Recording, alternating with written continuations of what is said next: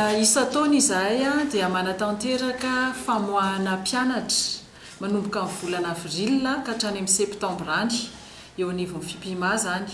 Misy moa zany ny atrikasan'ny fampianarana dia avy eo misy ny atao hoe fandaharam-pianarana iombonana ary ny mari-pahaizana moa dia tokana ihany koa eo anivon'ny foibe FIPIMA.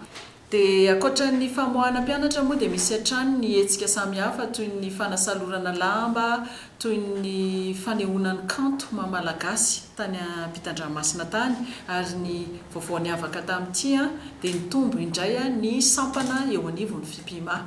Ny FIPIMA moa zany raha eto Madagasikara dia misy faritany 7 izay zany fitsinjarana ataonay ary any ivelan'ny nosy dia misy 9 ireo faritany sy ny sampana zany hoe eo anivon'ny firenena.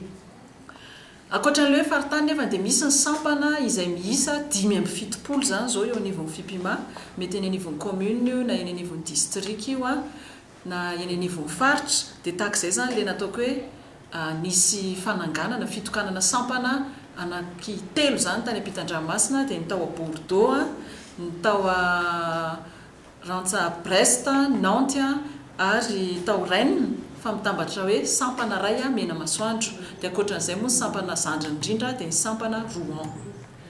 Fa ankoatran'ilay sampana le nilazaiko teo zany efa 570 izao dia ny faritany ihany koa zany firenena nisy pikabary nanomboka tamin'ity dia ny amin'ny Belgique.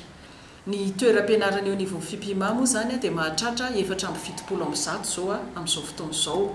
Ireo mety izy eny anivon'ny sekoly, mety eny anivon'ny fiangonana na eny anivon'ny orinasa sy ny sehatra maro samihafa. Isa taona mankalaza ny iray volan'ny teny malagasy miaraka amin'ny rehetra ny FIPIMA ary ho an'ny FIPIMA manokana dia ny 7 volana Jona no anatanterahana izany ao anatin'ny alin'ny pikabary atao amin'ny Carleton Madagasikara.